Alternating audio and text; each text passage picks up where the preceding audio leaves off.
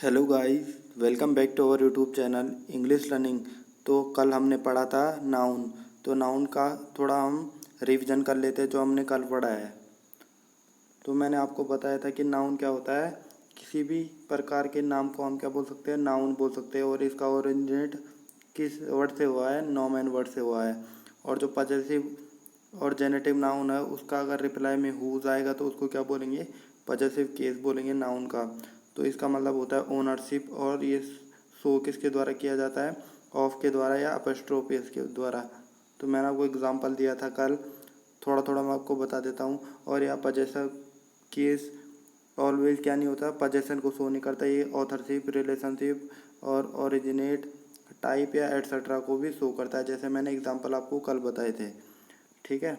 तो जैसे यूज़ होता है किसका, एपोस्ट्रोफ एस का, विदाउट एस। तो जब हिसिंग साउंड होता है या फिर किसी वर्ड के लास्ट में E S, S C, E S H या एस एस होता है तो उसको क्या बोलेंगे, हिसिंग साउंड बोलेंगे। जिसके बाद सिंगल एपोस्ट्रोफी एस आता है, उसके साथ एस नहीं लगा जाता। तो मैंने आपको ये कल बताया था, तो आप कल की वीडियो देख सकते हैं।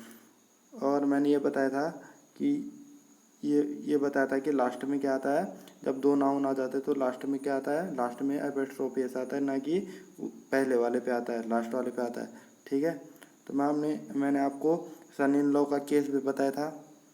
और जब टू नाउन एक दूसरे को डिस्क्राइब करते हैं तो पजेसिव केस क्या होता है, लास्ट वाले पे लगता है। जैसे विराट कोहली डिस्क्राइब करते हैं क्रिकेट, क्योंकि वो क्रिकेटर है तो ये लास्ट में आया है क्या, क्रिकेटर्स एपोस्ट्रोफियस। और जो टैगोर है वो पोएट से रिलेटेड है तो लास्ट में आया है, पोएट्स पे आया है क्या, एपोस्ट्रोफियस। तो ये पजेशन को शो कर रहा है। ठीक है। और मैंने ये भी बताया था आपको कि हम यूज़ नहीं कर सकते, कैसे, लगातार दो नाउन्स पे हम क्या नहीं कर सकते, एपोस्ट्रोफियस यूज़ नहीं कर सकते। जैसे लॉज भी है और वाइफ्स भी है, तो हम साथ में यूज़ नहीं करेंगे। तो मैंने आपको कल बताया था कि हम कैसे इसे यूज़ करेंगे। तो आज हम पढ़ने जा रहे हैं, आज का लेक्चर यहाँ से शुरू होता है। तो आपको बहुत इम्पोर्टेंट आज मैं आपको रूल्स बताऊंगा नाउन्स के। तो कॉमन पोजीशन क्या होता है, use apostrophes with the letter noun only. यानी जब हमारे पास कोई चीज़ कॉमन होती है तो उसमें हम एपोस्ट्रोफियस कैसे यूज़ करते हैं, जो हमारे लास्ट में नाउन होता है उसमें। एग्जाम्पल के थ्रू मैं आपको अच्छे से समझाऊंगा। तो एग्जाम्पल क्या है, सलमान एंड शाहरुख मूवी करण अर्जुन। तो जो मूवी है सलमान और शाहरुख की, वो तो एक ही है ना, तो ये क्या है, कॉमन है। मूवी क्या है, कॉमन है। तो इसीलिए सलमान पे क्या नहीं आया, एपोस्ट्रोफियस नहीं आया। इसीलिए यहाँ पे रूल्स में बोला गया है ना, ये लेटर वाले पे आएगा तो शाहरुख मूवी होगा। ठीक है। फिर दूसरा है सेपरेट पोजीशन। तो सेपरेट पोजीशन क्या होता है, use apostrophe with both nouns. जब मतलब अलग अलग पोजीशन शो करें तो उसमें क्या करते हैं, अलग अलग उसमें एपोस्ट्रोफियस लगाते हैं। जैसे सलमान एंड शाहरुख फैमिली, यानी जो फैमिली है वो सलमान की अलग है और शाहरुख की अलग है, तो ये क्या हुआ, सेपरेट हुआ। तो इसीलिए सलमान पे भी क्या है, एपोस्ट्रोफियस आया है, और शाहरुख पे भी क्या है, एपोस्ट्रोफियस आया है। ठीक है। तो ये चीज़ आपको याद रखनी है कि कॉमन पोजीशन क्या होता है और सेपरेट पोजीशन क्या होता है। तो ये चीज़ आपको याद रखनी है क्योंकि ये बहुत इंपॉर्टेंट है आपके एग्ज़ाम पॉइंट ऑफ व्यू से।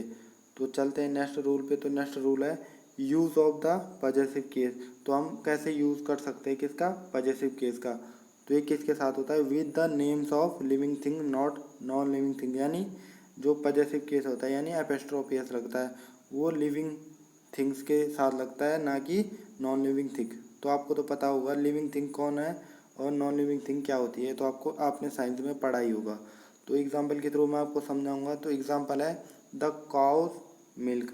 तो काउ क्या है, लिविंग बींग है, इसीलिए इसमें क्या है, एपोस्ट्रोफियस आया। ठीक है।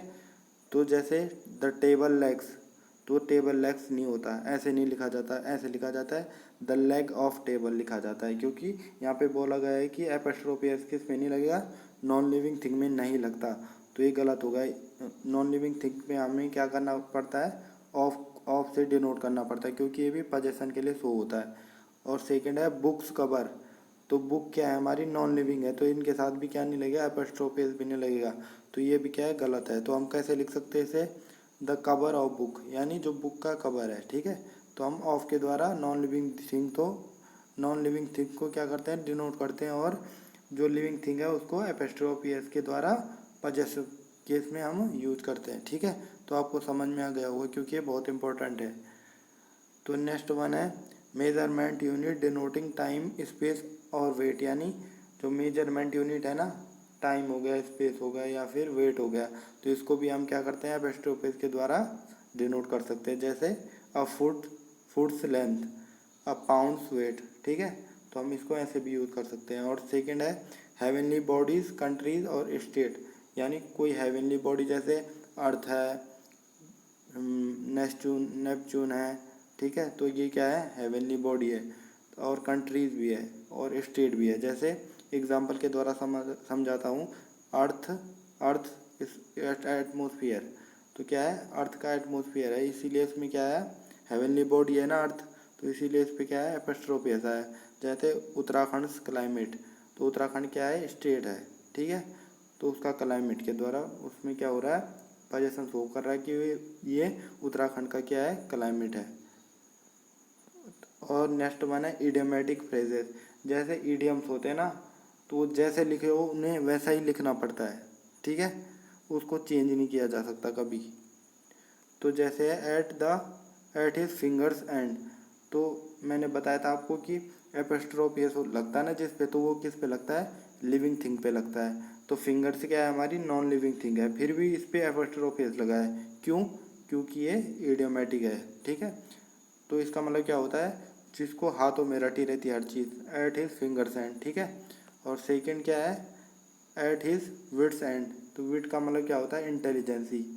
ठीक है, तो विट इंटेलिजेंसी क्या होती है, नॉन लिविंग थिंग है, पर फिर भी उस पर क्या लिखा है, एपोस्ट्रोफी एस लिखा है। जबकि एपोस्ट्रोफी एस किसके लिए यूज होता है, लिविंग थिंग के लिए होता है। तो मैंने आपको क्या बताया कि इडियोमेटिक जो फ्रेजेस होते हैं ना, तो उन पे क्या लगता है, जो एपोस्ट्रोफी एस लगता है, जो मतलब जो सेम हो, जैसा हो वो उसे वैसा ही लिखा जाता है। इसमें न रूल काम आते, कुछ काम नहीं आता इस पर, जैसा लिखा हो वैसा ही लिखना पड़ता है। तो thanks for watching, please share and subscribe, God bless you. अगर आपको ये रूल्स पसंद आए तो लाइक कीजिए, और अगर आपको ना पसंद आए तो अनलाइक कीजिए।